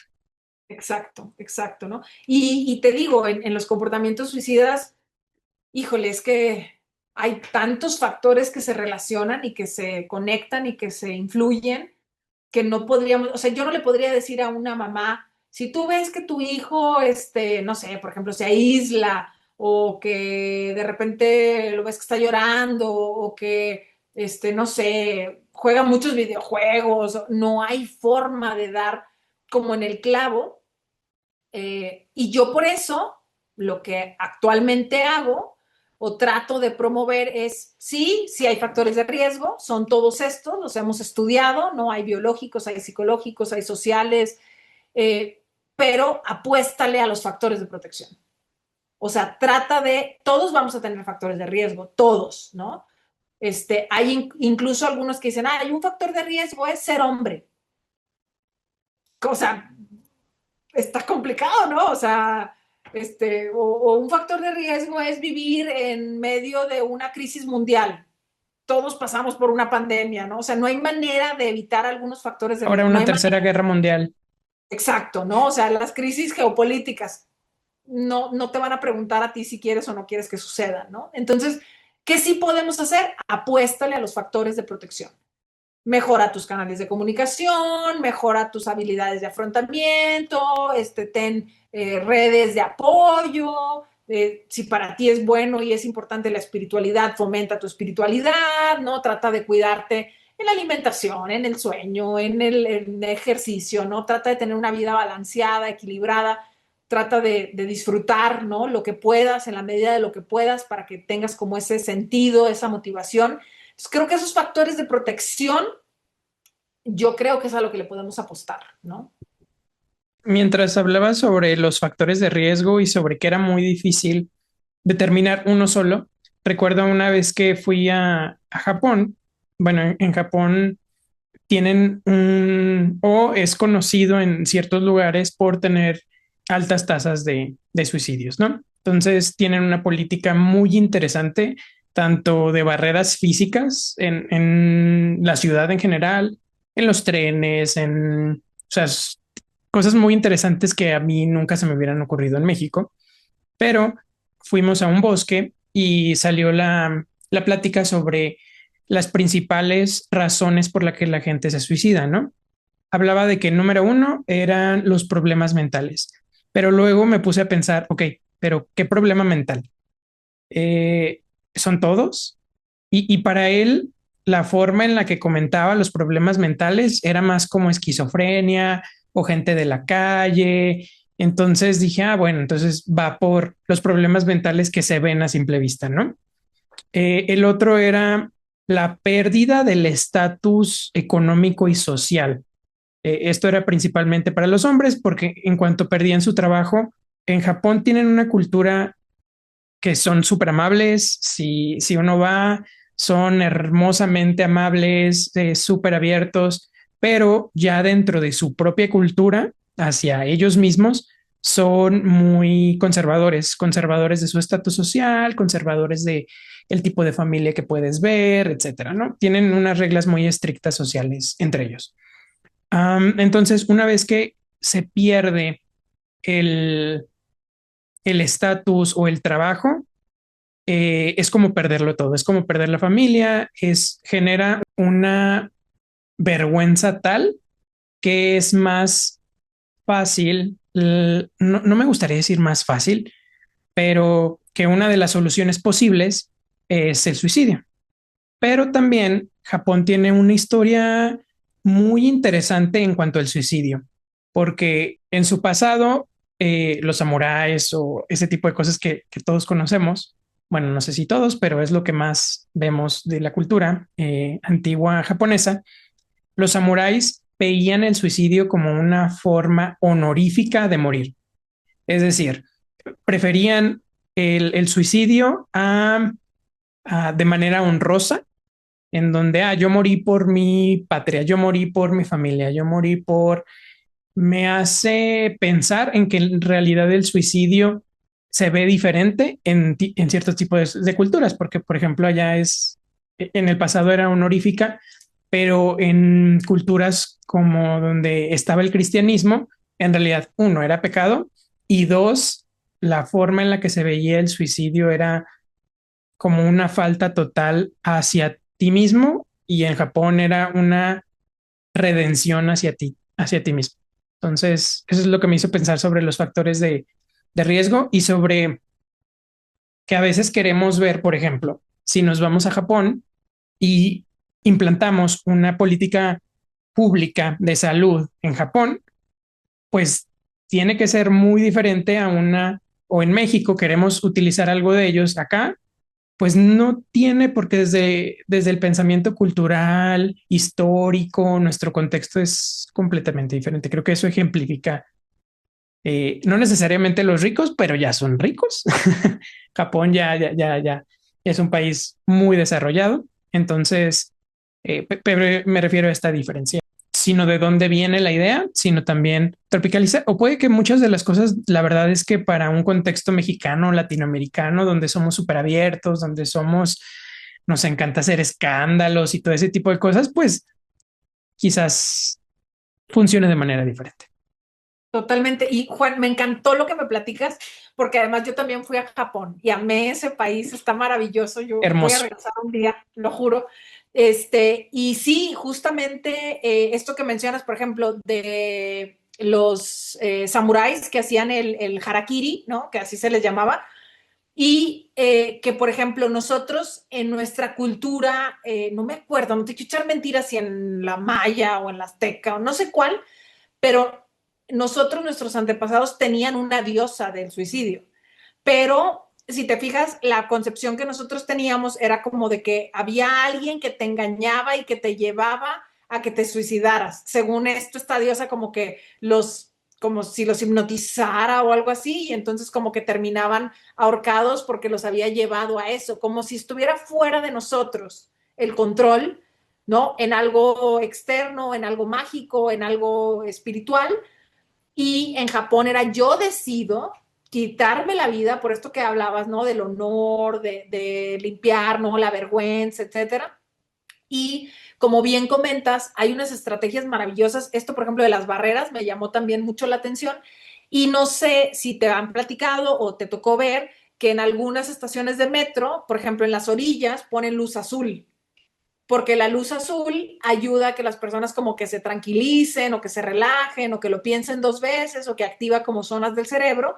Y entonces, desde que pusieron la luz azul en las esquinas, disminuyó muchísimo el suicidio. Pero fíjate, en Japón pusieron las barreras físicas, o sea, tú no te puedes lanzar a las vías del metro o del tren porque hay un Hay vidrio un completo, doble ¿no? Y puerta, entonces, la puerta del doble tren puerta, más la puerta y se y cierra. es muy alto Ajá, y solo se abren cuando llega el tren y se abre, o sea, no hay forma, ¿no? Eso y por una siempre hay parte. un Luego, policía hay y y policía capacitado, o sí, sea, porque te lo juro que están capacitados en atención en crisis, ¿no? y tienen espejos donde el policía puede ver todo, aunque él esté en la orilla, puede ver toda la línea con los puros espejitos que están arriba. totalmente. Y además pusieron una multa.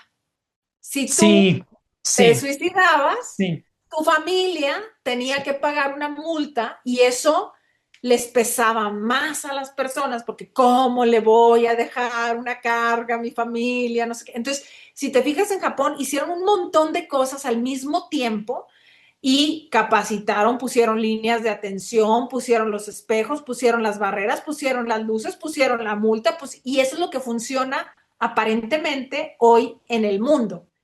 Se Mm. les llama intervenciones multicomponentes.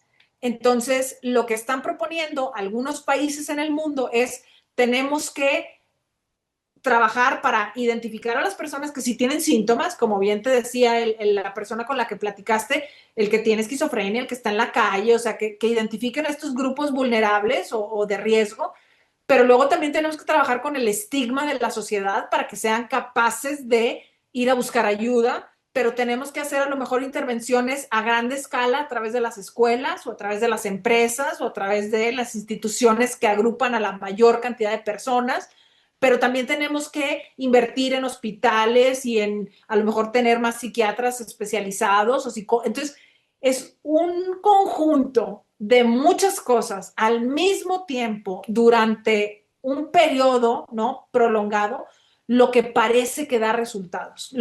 Y por una parte, parece que da resultados, porque sí logra en algunos países disminuir el índice o las tasas, pero luego por otra no sabemos qué de todo eso está realmente funcionando, ¿no? O sea, por ejemplo, en Australia hicieron unos centros de atención para la salud mental de los jóvenes, crearon centros físicos, los construyeron y también hicieron líneas telefónicas de ayuda y de atención remota, pero iban los jóvenes y podían recibir atención psicológica, atención médica, apoyo de trabajo social, apoyo legal. Por ejemplo, si había yo reprobado en mi escuela y quería regresar a estudiar, me ayudaban, me daban opciones, me decían alternativas. Si yo era un joven que acababa de salir de estudiar y no tenía trabajo, había bolsa de trabajo. Si yo era un joven que tenía un trabajo pero quería comprarme una casa, había asesoría financiera para que pudieran guiarme, ¿no? A ver cómo puedo alcanzar esa meta que tengo en la vida, ¿no? Entonces, te digo, pareciera que es tan complejo los comportamientos suicidas que las intervenciones tienen que ser así de complejas y abarcar muchas cosas al mismo tiempo para ver a cuál le pegamos y a ver si logramos como contener, ¿no?, la cantidad de gente que muere por suicidio. En este sentido, se me ocurre, bueno, que quizás podría haber una muy buena política de salud, que lo que hicimos a partir de cierto año está teniendo resultados, pero si lo quitamos, o sea, ¿cómo sabríamos qué quitar o cómo sabríamos qué dejar si en realidad no estamos? Digo, también es así de complejo, ¿no? A veces creemos que tenemos la respuesta sobre algo y de, esto es lo que necesita, porque quizás es lo más lógico que pensamos que es y termina no siendo, ¿no? En cuanto a esta continuidad que has visto a lo largo de los años en cuanto a políticas de salud públicas, ¿qué crees que sí ha funcionado y qué crees que no falta un poquito más ponerle atención? Híjole, mira, yo creo que definitivamente sí funcionan las líneas de atención a crisis, porque he visto los casos que marcan, ¿no? Y que realmente reciben como algo de contención, algo de guía, hay alguien que les escucha, ¿no? Sin juzgarles, pero el problema es que no mucha gente conoce la línea o que no mucha gente tiene como este acceso. Desde la pandemia para acá, yo he visto, por ejemplo, que ha tenido buen resultado el tema de la telepsicología, ¿no? Por ejemplo, en nuestro país tenemos ahí una farmacia que te vende lo mismo, pero más barato. Y esa farmacia también tiene un centro de atención psicológica gratuita que puedes hablar, puedes mandar mensaje, puedes chatear, pues, ¿no? Y entonces, y es gratis y tiene a profesionales muy bien capacitados. Y pareciera que ya la gente está empezando a aceptar más, ¿no? Porque yo hice estudios antes de la pandemia, participé en investigaciones donde las personas decían, no, no, en línea no, a mí no me gusta, a mí me gusta así cara a cara. Y después de la pandemia nos cambió el chip a todo el mundo y dijimos, sí jala, o sea, sí jala trabajar en la casa, sí jala estudiar a distancia, sí jala tener terapia remota, ¿no? Y entonces empezamos a abrirnos a este otro tipo de alternativas, ¿no? Y creo que eso también ha hecho que sean costos más accesibles, te digo, programas gratuitos, que realmente brinden este tipo de ayuda. ¿Qué nos falta? O sea, te digo, estas son algunas de las cosas que yo veo que funcionan. ¿Qué nos falta? Yo sí creo que en México nos falta como meterlo en un tema más como legislativo, como de política pública. ¿Por qué? Porque si no lo hacemos así, no hay inversión económica. O sea, si no se vuelve una ley, si no se vuelve una responsabilidad, si las personas no empezamos a aprender a exigir, ¿no? Esto que se nos debe otorgar por una cuestión legal, obligatoria, pues entonces como que difícilmente los gobiernos le van a invertir o le van a invertir los gobiernos que, que la persona que está en turno tenga la voluntad política de hacerlo, pero no lo va a hacer a lo largo del tiempo. Yo te platico, por ejemplo, acá donde yo vivo, ahorita, en esta administración en la que están actualmente gobernando, tienen mucho interés en el tema de salud mental. Yo no sé por qué, a lo mejor por cierta sensibilidad o por lo que tú quieras, ¿no? Y están invirtiendo un montón de dinero y están contratando personal y están abriendo nuevas alternativas, están llevando salud mental a todos los municipios, a los ranchos, y pareciera que está funcionando. Coahuila en el 2025 estaba en el lugar número 5 a nivel nacional. Y en el 2026 el INEGI reportó que estábamos en el 7º. O sea, ya habíamos logrado subir, ya no estar tan cercano, ¿no? Entonces eso era como un indicador positivo, pero yo tengo mucho miedo que cuando termine la administración, pues quien venga diga, no, eso a mí ya no me interesa, ahora a mí me interesa otro tema, ¿no? Y ya no hay una obligación legal de tener que cubrir ciertas temáticas, ¿no? De salud mental. Entonces, yo sí creo que nos falta legislar, nos falta política pública para darle como más continuidad a las estrategias, porque a lo largo de los años me ha tocado ver eso, me ha tocado ver que cierran hospitales, que cierran servicios, que ya no atienden, que no. Y yo creo que hoy en día ya es una exigencia tan grande y tan fuerte que tuvieron que ver la norma 035, que tuvieron que ver el tema de la educación socioemocional en las primarias, en las secundarias. O sea, están viendo que los temas de no solamente muerte por suicidio, sino de adicciones, de depresión, de ansiedad, de problemas de violencia, afecta tanto a la población que hace que disminuya tu productividad laboral, que ya no aprendas igual, que pueda a lo mejor haber ciclos de violencia, de delincuencia, de muchas otras cosas, ¿no? Entonces, creo que a lo mejor no nos hemos dado cuenta del impacto tan grande que tiene. Tú quieres tener un país, un estado, una ciudad segura, educada, no sé, desarrollada económicamente. Le tienes que apostar a la salud mental, porque si no tienes ciudadanos con salud mental, pues difícilmente vas a conseguir esas otras cosas, ¿no? Entonces yo creo que falta como conciencia en tomadores de decisiones también. Hemos hablado sobre factores de riesgo. También mencionaste las conductas, no las de riesgo, sino ¿Protectores? los protectores. Es que me cuesta trabajo formular esta pregunta debido a todo lo que hemos platicado, pero dentro de todos los factores que hemos analizado, ¿cómo se aborda la prevención del suicidio en México, por ejemplo? Fíjate que hemos tratado de generar estrategias, por ejemplo, te digo, desde las... Me recordaste ahorita a unos compañeros que tienen una asociación que trabaja en la prevención del suicidio en Baja California Norte. Y entonces ellos empezaron a ir a las universidades a dar pláticas, ¿no? De prevención del suicidio. Y luego, estando en la universidad, se daban cuenta que ya llegaban muy tarde que los jóvenes ya tenían mucho dolor, ya tenían adicciones muy fuertes, problemas muy severos, ¿no? Entonces dijeron, no, vámonos a las prepas. Y se fueron a las prepas. Y luego en las prepas dijeron, híjole, se me hace que todavía estamos llegando un poquito tarde, ¿no? Y entonces se fueron a las secundarias. Hoy en día están trabajando en las primarias. Y entonces yo creo que ese es como que el primer paso de la prevención. Entre más temprano se haga, mejor, ¿no?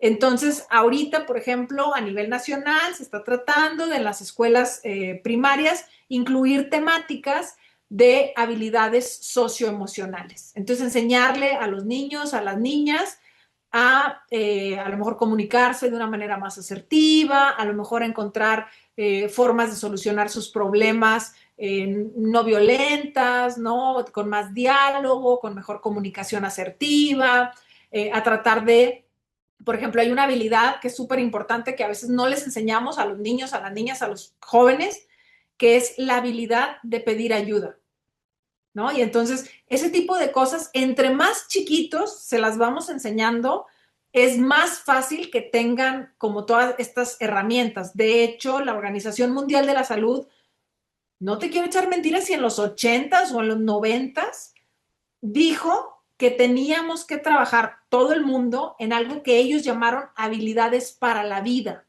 y que todas las personas necesitábamos tener habilidades para la vida y estas habilidades eran habilidades cognitivas, sociales y emocionales, ¿no? Este tema de la regulación, cómo identificar tus emociones, cómo canalizarlas, ¿no? Cómo regularlas.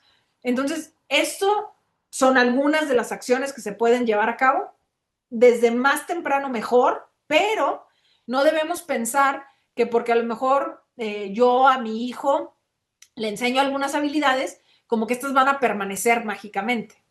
O sea, si uno se mete a estudiar un segundo idioma o lo que quieras, una carrera, y si no la practicas, se te olvida, ¿no? Y en muy poco tiempo se te olvida. Y además, también no pensemos que lo que puede resolver un niño o una niña en primaria es lo mismo que va a poder resolver un adolescente.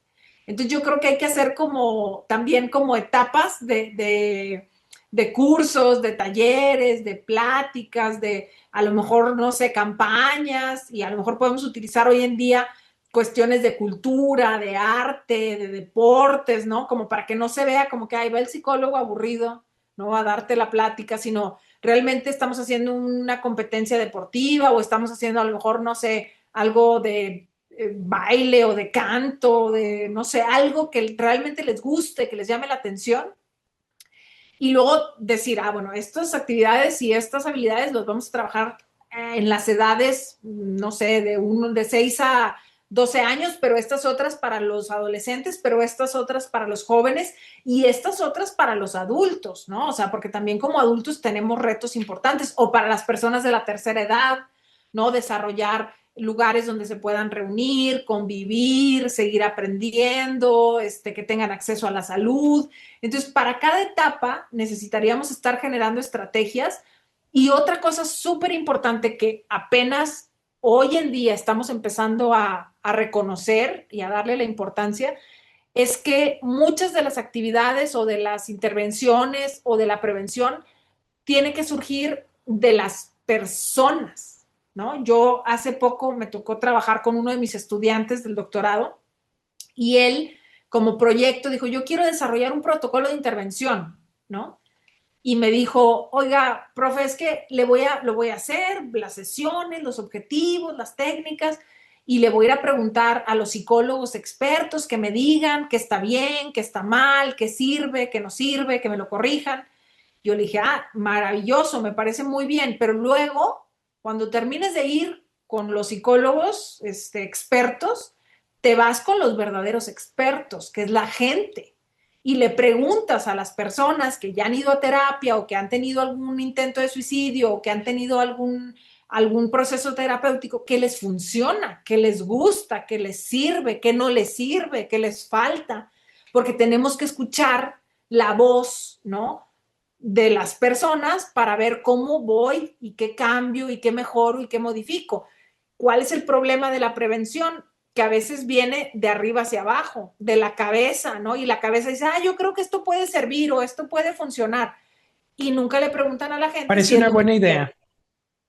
Me suena un poquito como a las dietas en donde sí, no. Mira, lo único que tienes que hacer es comer muchas verduras, comer frutas, comer carne y ya, hacer ejercicio, dormir bien. Ah, ok, pero una persona, uno, vive con su estrés de su trabajo, o dos, solo trabaja en la noche en vez de en la mañana, es una mamá en donde se tiene que levantar a las 6 de la mañana, llevar a los hijos a la escuela, después regresar, aparte tiene un trabajo y se le pide, tienes que comer salmón a las 5 de la tarde, Hasta ¿no? crees, sí, Sí, claro. entonces, si apenas, si su economía no se lo permite, pues no, ¿no? Entonces es como, creo que entiendo esa parte de la prevención se debe adaptar a las personas y a sus condiciones específicas, ¿no? O tengo a veces conversaciones con mis amigos que me dicen, oye, es que me duele la cabeza, o estoy muy ansioso, o he tenido mucho estrés esta semana, y tenemos como 5 cosas que siempre hay que revisar antes de hacer cualquier cosa, ¿no? Uno, ¿estás durmiendo bien? Si ahí empieza es como, no, ya. O sea, tienes que dormir bien, luego platicamos. Es dormir bien, comer bien, hacer ejercicio, tomar mucha agua, porque a veces, o sea, Estás nos olvidamos de deshidratado. la importancia Exacto. del agua. Y la otra es cómo está tu vida social. Es como las 5 cosas que antes de decir de, oye, creo que estoy teniendo, tengo una enfermedad. Checa estas 5 cosas y luego revisamos, ¿no? No te asustes. Pero Claro. digo, eso lo hacemos nosotros, nuestro grupito. No estoy diciendo que la gente lo haga, por supuesto que no, porque hay Pero es una cosas. buena recomendación. Sí lo es, Ajá. de verdad. O sea, yo he hecho investigaciones de factores protectores y obviamente no pueden aplicar como receta médica, pero una de las principales factores protectores para la ideación suicida en jóvenes, en un estudio que yo hice acá en Coahuila, era el autocuidado físico. Mm. Justo, duerme bien, come bien, hidrátate, actívate, ¿no? Y de verdad, yo lo he visto, o sea, yo vi a un joven que estaba ya decidido a quitarse la vida y la única ayuda que aceptó, porque le dije, oye, mira, vamos a buscar psicólogo, psiquiatra, no sé qué, no quiero, ya no quiero nada, estaba muy desesperanzado, muy mal, y le dije, bueno, tú ya tienes fecha, ¿no? Y me dijo, sí, ya tengo fecha. Le dije, ¿te parece si de aquí, faltaba como un mes más o menos, le dije, de aquí a que llegue esa fecha, buscamos una forma de que duermas mejor? Y aceptó. Esa fue la única ayuda que aceptó. Después de 3, 4 días de estar durmiendo mejor, me dijo, está bien, Carla, sí, ayúdame a buscar a alguien que me pueda guiar, ¿no? Entonces, creo que aunque ustedes lo están haciendo de una manera como, pues a lo mejor tú dices, pues por lógica, ¿no? O por sentido común o por O lo a que sea, veces, o a jala. veces como entre broma y no broma de, sí, diario te duele la cabeza, necesitas tomar agua. Claro, claro, por supuesto, porque es que está todo conectado, o sea, las emociones con el cuerpo, con cómo me relaciono con los demás, ¿no? Y yo fíjate que lo único que le agregaría, bueno, no es lo único, cada quien que le agregue lo que quiera, ¿no? Pero es, cuida tu cuerpo, ¿no? Tú hablaste, cuida tus relaciones, o sea, cómo andas, estás teniendo como contacto con tus amigos, con tus seres queridos, ¿no? Con tu familia. Luego también, por ejemplo, ya si está bien físicamente, puedes disfrutar de algo, de lo que sea. No me importa si es de un sorbo de café, de ver un atardecer, de caminar, de acariciar a tu perro, de lo que tú quieras. Como que el disfrute creo que también nos ayuda un montón, como un ancla de esperanza, de vida. Y saber a dónde ir, saber lo que tú ya decías, la línea de la vida, algún tipo de atención, algún tipo de canalización.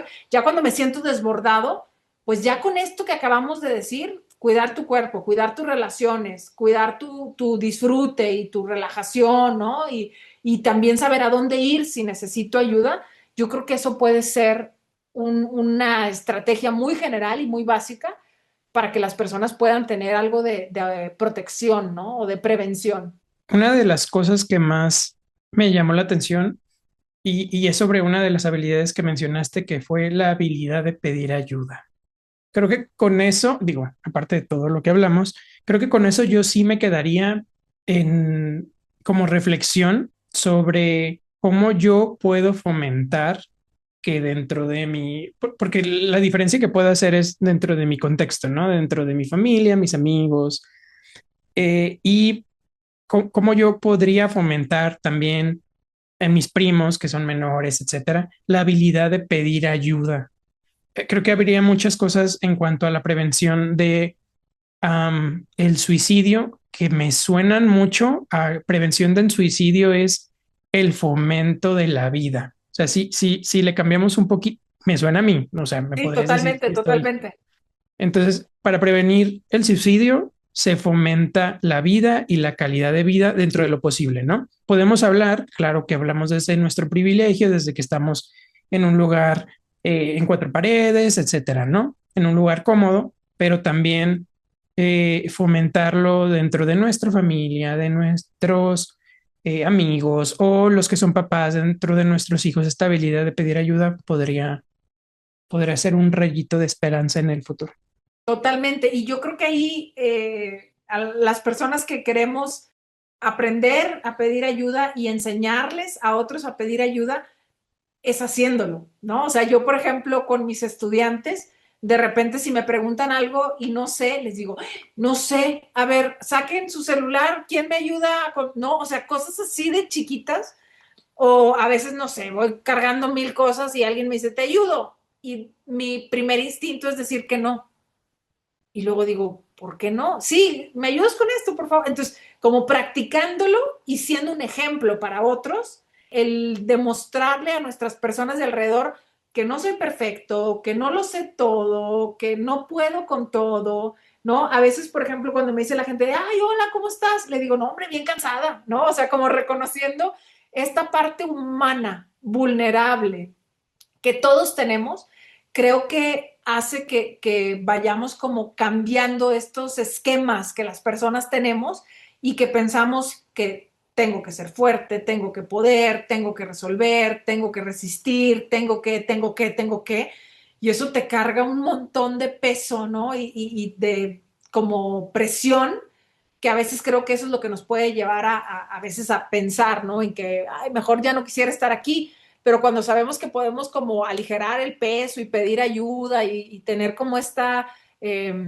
respuesta positiva de gente que a veces ni conocemos, ayudar a un extraño, ¿no? O sea, recibir ayuda de un extraño a mí me acuerdo, por ejemplo, una vez que unos niños estaban en la tienda y no les alcanzaba para comprarse unas papitas, ¿no? Y entonces digo, ay, toma, aquí están los 2 pesos. Y la sonrisa en el niño me hizo más feliz a mí, ¿no? Ese tipo de cositas chiquitas, te digo, de ayuda, si podemos participar en alguna actividad altruista, si podemos como tener, te digo, todas estas cosas que nos conectan socialmente, incluso hay estudios que han demostrado que tener charlas así sin ningún sentido con un desconocido, o sea, en la combi de que con el que va a un En la lado, línea en la fila de las tortillas. exacto, o sea, en donde quieras, en donde puedas, esas pequeñas cosas marcan una diferencia no solo para ti, sino también para quienes te rodean.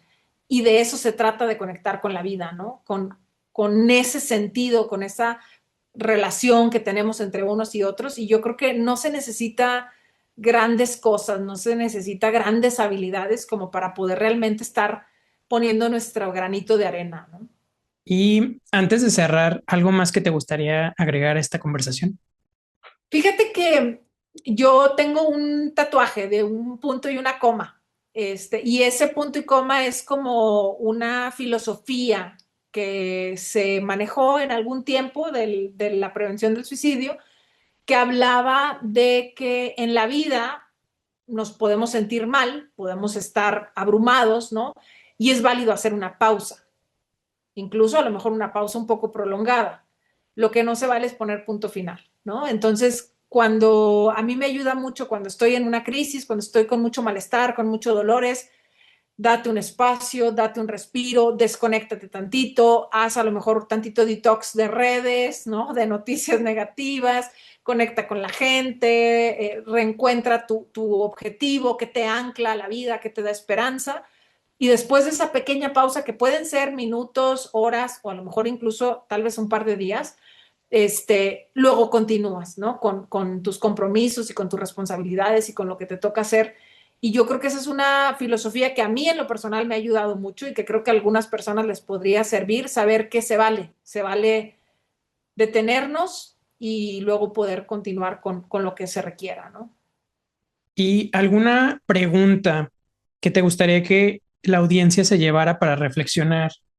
Híjole, me encantaría que ellos empezaran a pensar cuál es su opinión y su actitud hacia el suicidio, ¿no? O sea, que piensen, yo qué pienso de la gente que se quita la vida, yo qué pienso de las personas que intentan quitarse la vida, y si a lo mejor yo pienso que son pecadores, que son egoístas, que son, entonces como tratar de entender mi percepción, mi posición ante esta situación, porque eso también puede cambiar la forma en que respondas a alguien si un día se acerca y te dice que lo ha hecho y que a lo mejor pueda ser un poco más empático, pueda ser un poco más abierto, ¿no? Entonces, primero empiecen revisándose ustedes, qué piensan, cómo se sienten, les da miedo y a lo mejor esas pequeñas preguntas de autorreflexión va haciendo que el día de mañana tengan una actitud pues de más apoyo y que también si llegan a tener ustedes alguna crisis, que tengan más capacidad para poder pedir ayuda.